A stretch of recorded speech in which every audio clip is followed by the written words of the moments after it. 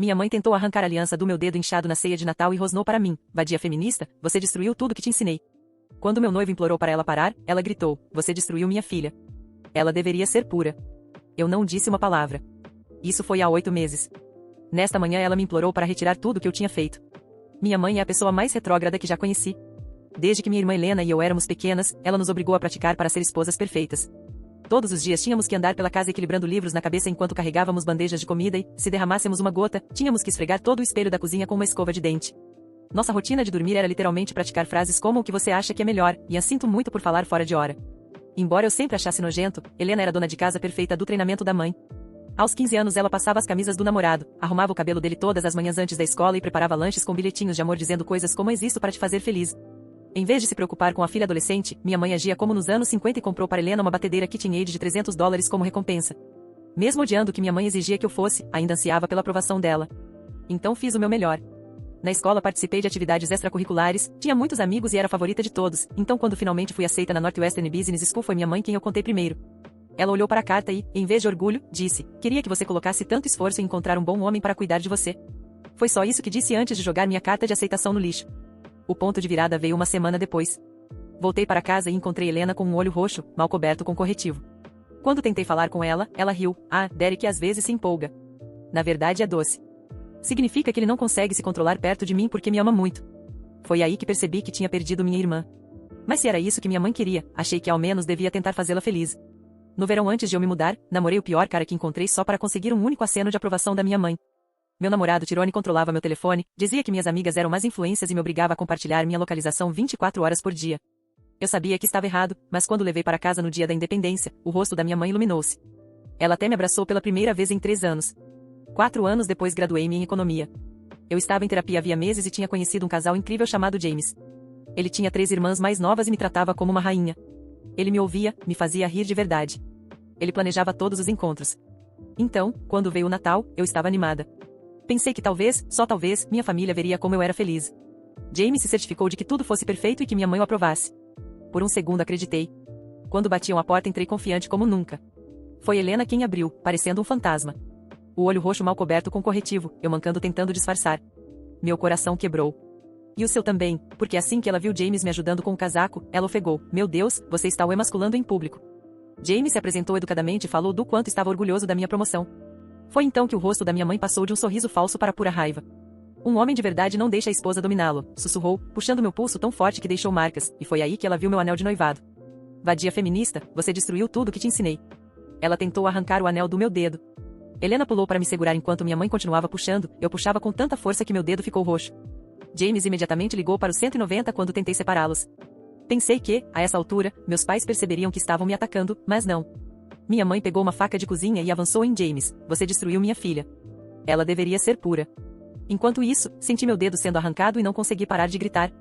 Felizmente a polícia chegou rápido e quando os paramédicos me atenderam eu tinha o dedo deslocado e um corte profundo onde o anel havia sido forçado. Quando o efeito do choque passou, eles ficaram furiosos. Minha mãe não parava de me ligar.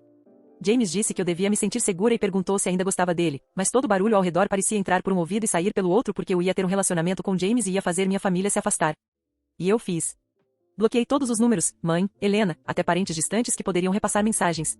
James me ajudou a trocar todas as senhas e criar novos e-mails. Tremi ao deletar anos de fotos do meu telefone, mas cada remoção doía como arrancar uma máscara que me sufocava. A primeira semana foi quieta demais. Mergulhei no trabalho, ficando até tarde no escritório para não pensar no ocorrido. Meu dedo ainda latejava onde o anel havia sido arrancado. James me comprou uma corrente simples para usar até o inchaço diminuir. Os colegas notaram o curativo, mas eu disse apenas acidente na cozinha e mudei de assunto. Então, numa quinta-feira de manhã, meu chefe MC Catherine me chamou ao escritório com uma expressão estranha, como se tivesse comido algo azedo. Recebi uma ligação misteriosa sobre você ontem. Sua mãe afirma que você roubou relíquias da família no valor de milhares de dólares. Meu estômago caiu. Segurei o braço do apoio da cadeira até ficar com as articulações brancas. Isso não é verdade. Eu não peguei nada. Ele também mencionou que minha mãe disse que eu poderia estar com problemas de saúde mental, que eu andava errática e que meu namorado me controlava. MC Catherine me estudou. Trabalho com você há 2 anos. Isso não parece com você. Eu tive que lhe mostrar, com dedos trêmulos, o boletim policial do Natal. Seus olhos se arregalaram ao ler, o dedo deslocado, o corte profundo. MC Catherine leu cada linha do relatório policial em silêncio. Eu conseguia ouvir apenas o som do relógio de parede atrás dele, marcando segundos que pareciam durar horas. Quando finalmente levantou os olhos, não havia mais a expressão desconfiada de antes. Havia raiva, mas não contra mim. Ele respirou fundo, cruzou os braços e disse: Eu lamento profundamente que você tenha que lidar com isso. Mas preciso ser honesto, sua mãe é persistente. A ligação não foi curta. Ela insistiu várias vezes, disse que se eu não investigasse eu estaria encobrindo o desvio de caráter da própria filha. As palavras dele ficaram ecoando na minha mente. Eu já tinha bloqueado minha mãe em todos os lugares, mas não imaginei que ela fosse cruzar a linha de tentar destruir meu trabalho. Esse emprego era tudo para mim, minha estabilidade, minha independência, minha sanidade depois de anos de sufoco. Eu senti minha respiração acelerar. James não estava ali para segurar minha mão. Estava só eu e aquele silêncio pesado. Mas, pela primeira vez, eu não quis chorar. Eu quis lutar. MC Catherine, eu nunca roubei nada. Nunca precisei disso. Tudo que tenho foi conquistado com meu esforço. Minha mãe está tentando me punir porque eu finalmente disse não. Ele ficou em silêncio por alguns segundos. Depois, acenou devagar. Eu acredito em você. E se mais alguma coisa desse tipo acontecer, você me fala imediatamente. Saí da sala tremendo, mas com uma centelha de força nova. Só que eu sabia que aquilo era apenas o começo. Na semana seguinte, começaram as mensagens estranhas. Não eram números conhecidos, mas sim perfis falsos me mandando e-mails, dizendo que eu era ingrata, vadia feminista, traidora da família. Uma das mensagens dizia: Jamie só está com você por pena. Ninguém ama uma mulher que desafia a própria mãe. Eu sabia de onde vinha. Era ela. Sempre ela. James percebeu que eu estava mais calada, passando mais tempo olhando para a tela do celular com expressão dura. Uma noite, ele pegou o aparelho das minhas mãos, leu uma das mensagens e fechou os olhos com força. Você não pode continuar assim. A cada vez que responde ou lê, é como se deixasse ela entrar de novo. Ele me ajudou a mudar mais uma vez todos os e-mails e até o número do celular. Ainda assim, cada notificação desconhecida fazia meu coração disparar. A paranoia começou a crescer. Será que ela me seguia? Será que Helena estava por perto? Será que, em qualquer momento, eu poderia olhar pela janela e ver aquele rosto familiar, distorcido pelo ódio? E então aconteceu. Numa sexta-feira chuvosa, quando eu estava voltando para casa, notei um carro parado na esquina. O motor desligado, mas com alguém dentro. O vidro estava escuro demais para enxergar. Eu passei reto, tentando parecer calma, mas meus joelhos tremiam. Corri as escadas do prédio e quase derrubei a chave na porta. James estava na cozinha quando entrei, molhada de chuva e de medo. Ele me abraçou antes que eu conseguisse dizer qualquer coisa. Eu sei, ele sussurrou no meu ouvido. Eu vi também. Ele já tinha percebido. Não era paranoia minha. Naquela noite não dormimos. A cada barulho na rua, James se levantava, ia até a janela, verificava. Eu ficava encolhida na cama, tentando convencer a mim mesma de que não era ela, de que talvez fosse apenas coincidência. Mas no fundo, eu sabia. Os dias seguintes foram um inferno. O carro aparecia em horários diferentes, em lugares diferentes, mas sempre perto. Nunca perto o suficiente para confronto, apenas perto o bastante para ser notado. James sugeriu irmos à polícia. Eu hesitei. Parte de mim ainda queria acreditar que minha mãe não chegaria a tanto. Mas então, o envelope foi deixado na minha porta. Sem remetente, sem selo. Só meu nome escrito com a caligrafia que eu conhecia desde criança. Dentro havia uma foto. Eu, saindo do trabalho, com o anel de noivado brilhando no dedo já recuperado. No verso, uma única frase. Você ainda é minha filha, e eu vou te salvar de você mesma. Minhas mãos tremiam tanto que mal consegui segurar o papel. James arrancou da minha mão, olhou, e quase rasgou de raiva. Chega. Agora chega. Fomos à polícia naquela noite. Mostrei tudo, os e-mails, a foto, a ligação que quase destruiu meu emprego. O policial nos ouviu com paciência, mas ao final disse: Infelizmente, como ela não fez contato direto ou ameaça explícita de morte, não temos muito que possamos fazer além de registrar a ocorrência. Foi como levar um soco no estômago. Eu queria proteção, queria sentir que estava segura. Mas saí de lá com a sensação de que estava sozinha. James não desistiu. Ele contratou um advogado, alguém especializado em casos de assédio e violência familiar. O advogado explicou que poderíamos pedir uma ordem de restrição, mas que precisaríamos de mais evidências diretas. No dia seguinte, voltando do mercado, encontrei Helena no estacionamento do prédio. Ela estava pálida, mais magra do que eu lembrava, os olhos fundos. Por um instante, meu coração se encheu de esperança. Talvez ela tivesse fugido, talvez tivesse vindo me pedir ajuda. Mas quando ela abriu a boca, minha esperança morreu. Mamãe só quer o melhor para você, disse, com a voz trêmula. Você sabe que está errada. James está te manipulando. Ele quer te afastar da família. Eu dei um passo para trás. Helena tentou se aproximar, mas James chegou logo atrás de mim e ficou entre nós. Vai embora, ele disse, firme. Agora. Ela hesitou, olhou para mim como se esperasse que eu confirmasse o que dizia. Mas eu fiquei em silêncio. Quando ela finalmente se afastou, percebi que tinha prendido a respiração o tempo todo. As semanas seguintes foram uma guerra psicológica. Mais mensagens, mais carros parados na esquina. Eu sentia que minha vida estava em pausa, que tudo girava em torno do fantasma da minha mãe. Trabalho, amigos, até os momentos com James, tudo estava contaminado pelo medo. Até que uma noite, ao voltar do trabalho, encontrei a porta do apartamento entreaberta. Meu coração quase parou. Entrei devagar, cada passo ecoando no silêncio. James não estava em casa ainda. As luzes estavam apagadas. E no meio da sala, sobre a mesa, havia outro envelope. Dessa vez, dentro não havia foto. Havia minha carta de aceitação da universidade, a mesma que minha mãe tinha rasgado anos atrás. Só que agora estava cuidadosamente colada, restaurada, e junto dela um bilhete. Eu ainda posso consertar você. Eu caí de joelhos. Era demais. Não era só vigilância, não era só perseguição. Ela tinha estado ali, dentro do meu lar. Quando James chegou, me encontrou no chão, segurando o papel como se fosse uma prova de que eu não estava louca. Ele me puxou para os braços e prometeu que nunca mais íamos passar por aquilo sozinhos. O processo na justiça começou. O advogado reuniu tudo, as mensagens, as fotos, o boletim policial do Natal, a invasão ao apartamento. Foi doloroso revisitar cada detalhe, cada cicatriz invisível que minha mãe tinha deixado. Mas também foi libertador. A audiência foi marcada meses depois. Eu tremia só de pensar em estar na mesma sala que ela, mas James segurou minha mão o tempo todo. Quando finalmente a vi, foi como olhar para uma estranha.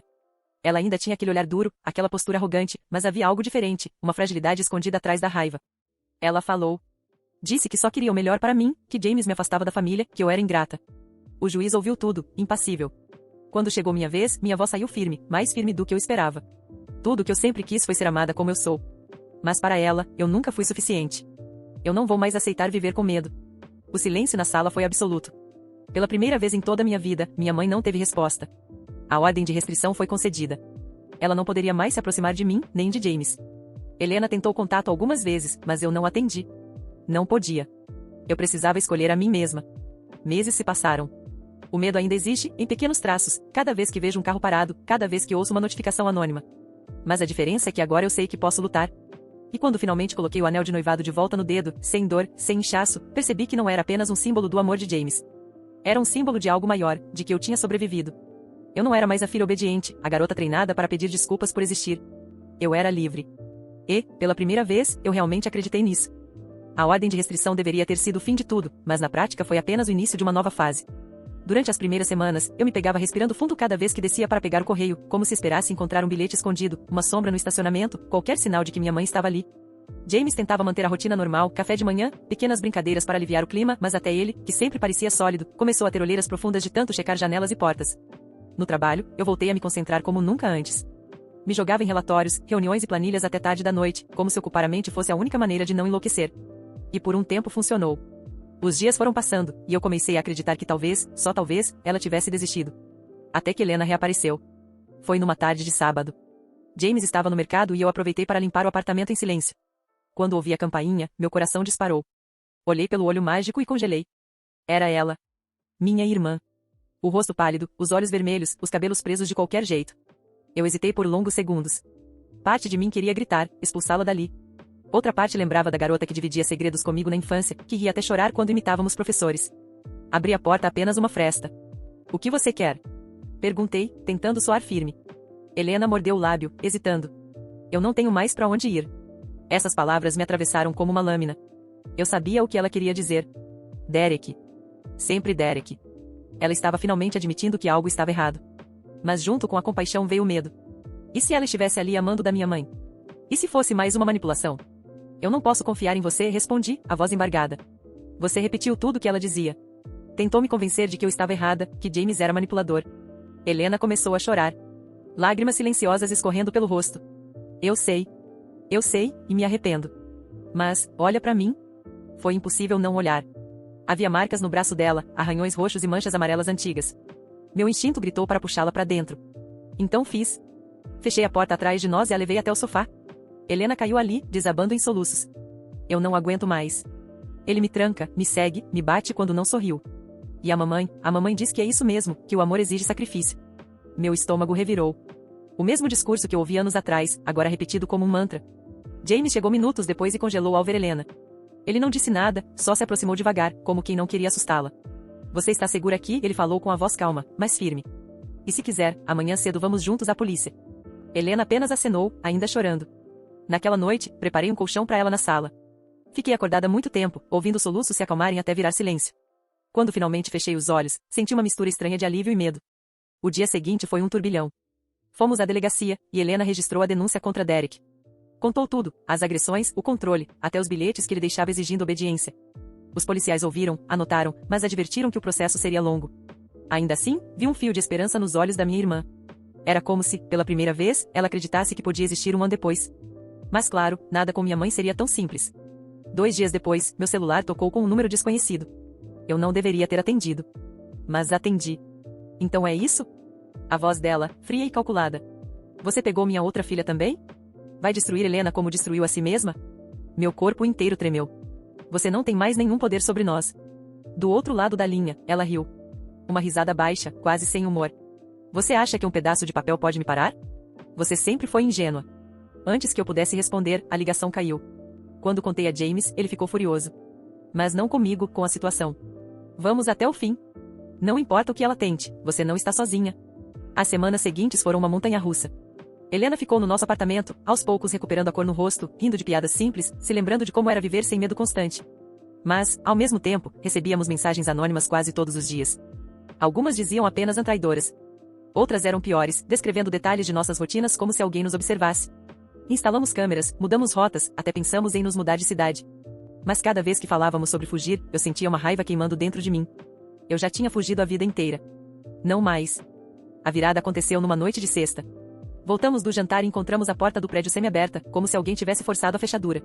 Subimos correndo, e quando chegamos ao nosso andar, havia um bilhete preso na nossa porta. Vocês acham que podem me calar, mas sangue é sangue. Helena sabe a quem pertence. E você também, Sofia. James pegou o bilhete e respirou fundo, controlando a fúria. Helena, atrás de nós, desmoronou no chão. Ela nunca vai parar, murmurou. Nunca. Mas eu olhei para minha irmã e, pela primeira vez, senti algo diferente. Não era só medo. Era determinação. Então a gente também não vai parar. Na manhã seguinte, ligamos para o advogado e contamos tudo. Ele conseguiu acelerar o processo, usando o histórico de invasões, bilhetes e perseguição. Uma nova audiência foi marcada, desta vez com risco real de prisão preventiva. A audiência foi tensa. Minha mãe estava lá, altiva, sem nunca baixar os olhos. Helena, tremendo ao meu lado, se agarrou na minha mão. James, firme, parecia uma muralha entre nós e ela. O juiz ouviu cada detalhe. Os bilhetes, as invasões, as ameaças. Quando foi a vez da minha mãe falar, ela repetiu o mesmo discurso, que tudo era invenção, que estávamos envenenadas, que eu tinha sido corrompida por ideologias feministas. Mas quando Helena, pela primeira vez, contou em voz alta sobre os anos de manipulação, sobre Derek, sobre a cumplicidade da nossa mãe, o silêncio na sala foi sepulcral. O juiz não hesitou. Determinou medidas mais duras, prisão domiciliar, acompanhamento psicológico compulsório, e uma distância mínima de 500 metros de qualquer uma de nós. Eu saí da sala respirando como se tivesse emergido debaixo d'água. Não foi o fim, mas foi um começo. Helena começou terapia. Às vezes, ainda acorda de madrugada gritando. Mas agora, pelo menos, sabe que não está sozinha. James continua sendo meu porto seguro, e cada vez que olho para ele, lembro do quanto lutei para chegar até aqui. Minha mãe. Ainda tento entender como alguém pode transformar amor em arma. Talvez eu nunca entenda. Mas hoje, pela primeira vez, não é minha responsabilidade consertá-la.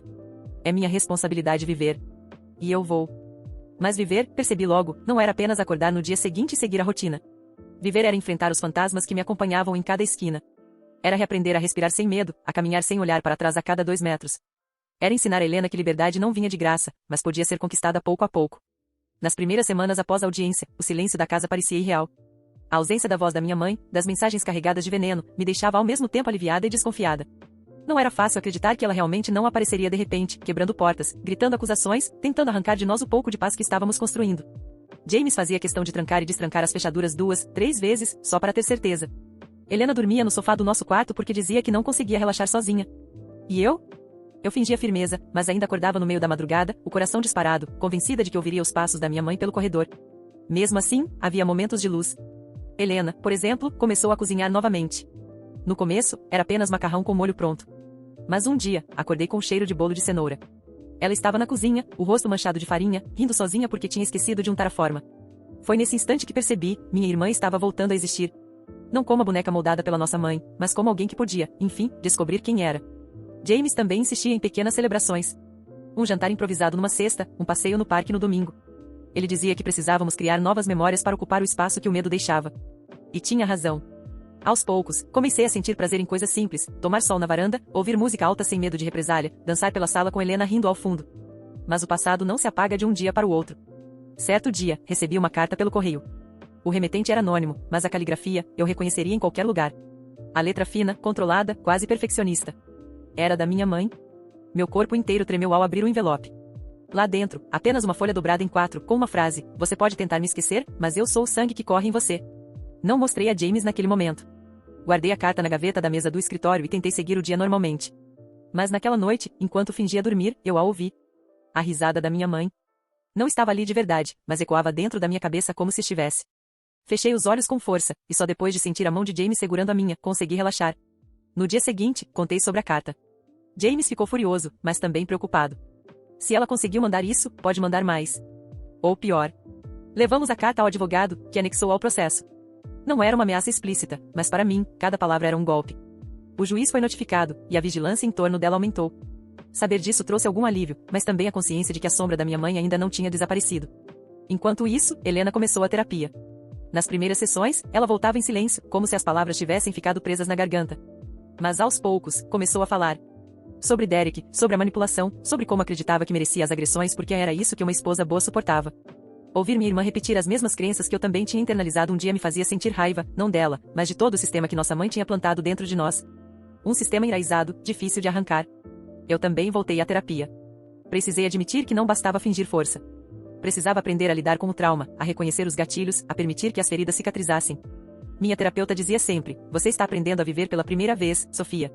Não é fracasso precisar de ajuda. Essas palavras me perseguiam nos dias ruins, mas também me davam ânimo nos dias bons. E houve dias bons, de verdade. Quando meu dedo finalmente cicatrizou por completo, James me presenteou com uma caixinha azul. Dentro, a aliança que tínhamos escolhido juntos. Ele sorriu, meio sem jeito. Dessa vez, no seu tempo. Sem pressa. Coloquei a aliança de volta no dedo, e a sensação foi diferente. Não era mais símbolo de medo, de disputa, mas de escolha. Escolha minha.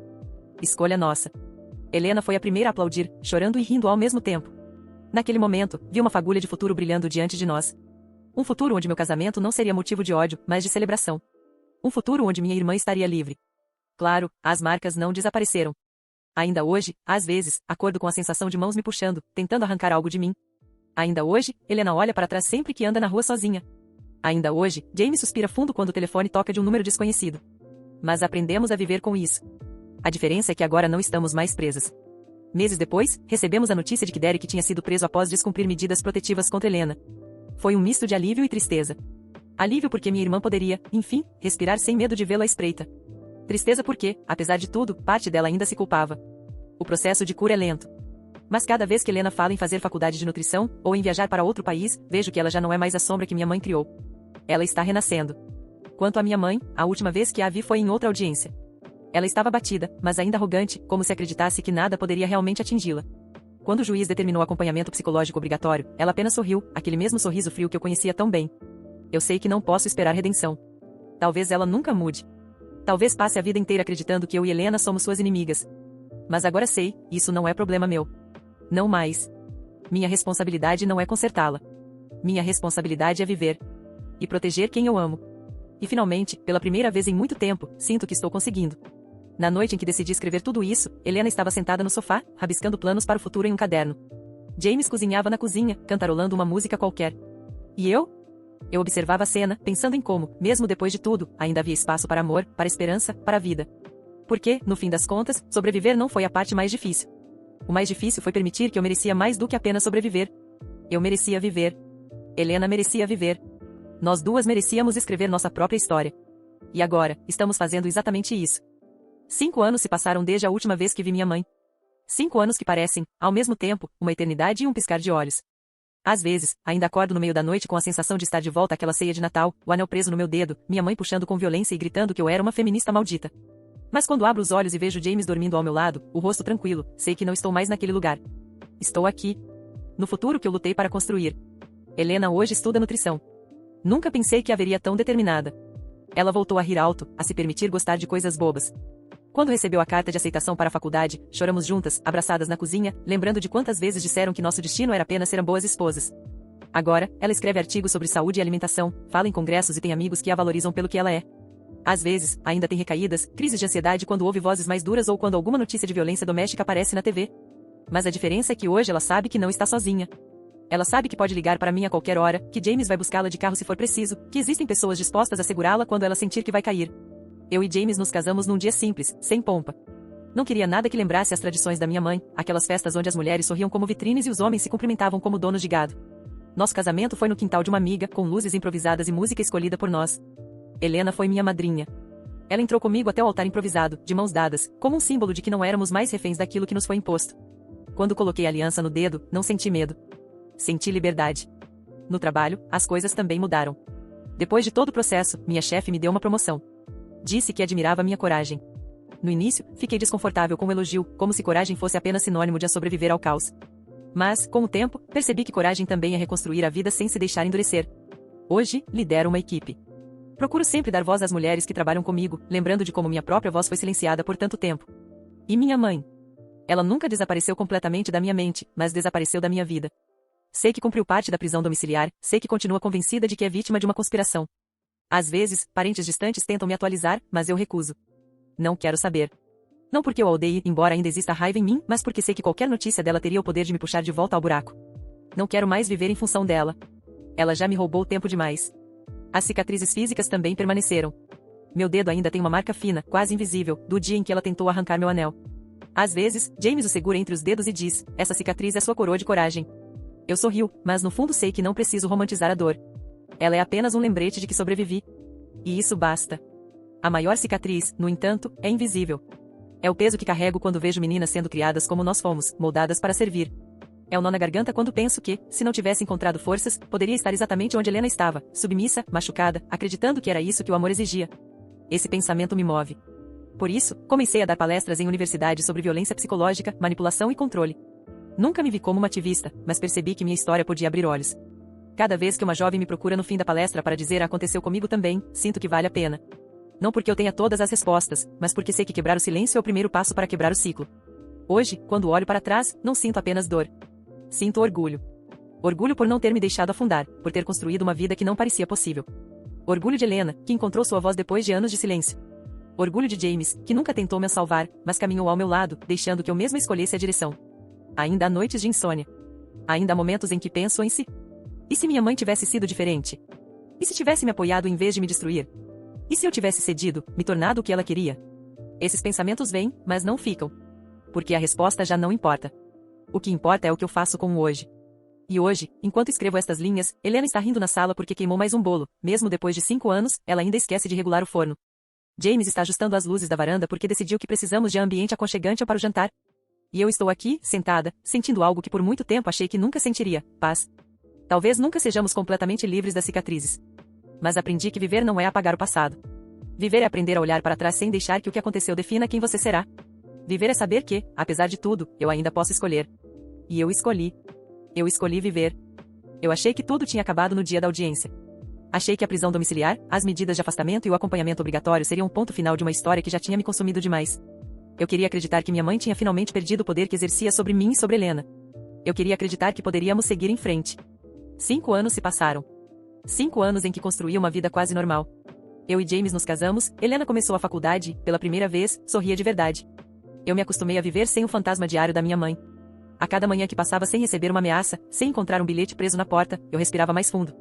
Comecei a pensar, talvez, finalmente, ela tenha desistido. Mas o problema com monstros é que eles não desaparecem. Eles esperam. E então voltam. Tudo começou com coisas pequenas. Uma ligação de número restrito que caía assim que eu atendia. Um carro estacionado na esquina que parecia o mesmo todos os dias. Uma caixa de correio aberta, sem nada dentro, mas com a sensação clara de que alguém a tinha tocado. James dizia que eu estava vendo coisas, que talvez fosse trauma. Helena acreditava. Mas eu conhecia a assinatura da minha mãe. O jeito dela de me avisar que ainda estava por perto.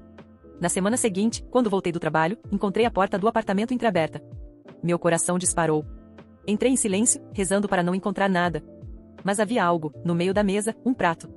Um prato antigo, com flores azuis na borda. Um prato da nossa infância, da coleção que minha mãe sempre dizia que seria minha herança.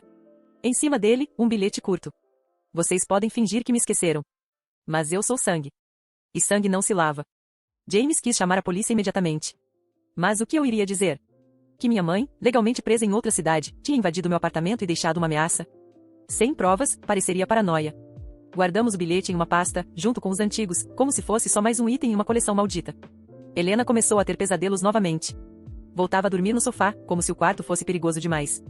Eu tentei manter a calma, mas a cada dia ficava mais difícil ignorar a sensação de que estávamos sendo observadas. E então veio a noite do jantar. Eu tinha convidado 2 colegas de trabalho para mostrar que a vida seguia normal. Fizemos massa, abrimos vinho, rimos. Quando fui buscar mais copos no armário, quase deixei tudo cair, havia um colar lá dentro. Um colar de pérolas. O mesmo que minha mãe usava em todos os natais. Eu não tinha dúvidas, ela tinha estado dentro da minha casa de novo. Enquanto eu dormia. Enquanto eu trabalhava. Talvez enquanto eu estava ali, rindo com meus amigos. Foi nesse ponto que James comprou uma arma. Eu não queria. Mas ele disse que não podia mais arriscar. Instalamos mais câmeras, fechaduras eletrônicas, sensores. Ainda assim, 2 semanas depois, encontrei algo novo no corredor, uma marca feita à faca, bem na porta do apartamento. Uma única palavra. Pura. A obsessão dela nunca tinha mudado. Ela ainda queria que fossemos as bonecas perfeitas que criou, presas na fantasia doentia de mulheres obedientes. Naquela noite, acordei às 3 da manhã com um barulho. Não era um sonho. Era a maçaneta girando. James pulou da cama, arma na mão. Helena correu para o meu quarto. Ficamos os 3 em silêncio, ouvindo passos pesados do lado de fora. Quando James abriu a porta num movimento brusco, o corredor estava vazio. Mas havia algo no chão, uma chave. Uma chave do nosso apartamento. Até hoje não sei como ela conseguiu. Talvez um chaveiro subornado. Talvez tivesse feito uma cópia há anos. Mas naquele momento, ficou claro, não havia fechadura que pudesse nos proteger. Nós nos mudamos na semana seguinte. Cidade nova, nomes novos em cadastros, tudo o que era possível. Achei que, finalmente, tínhamos nos escondido dela. Mas agora, escrevendo isso, sinto que não. Porque ontem à noite, quando entrei no quarto para colocar Helena na cama depois de mais uma crise, percebi algo na escrivaninha dela. Um bilhete, escrito com a caligrafia que eu conheço melhor do que a minha própria. Vocês podem fugir. Mas eu sempre encontro minhas filhas. E aí percebi que minha mãe nunca foi embora. E talvez nunca vá.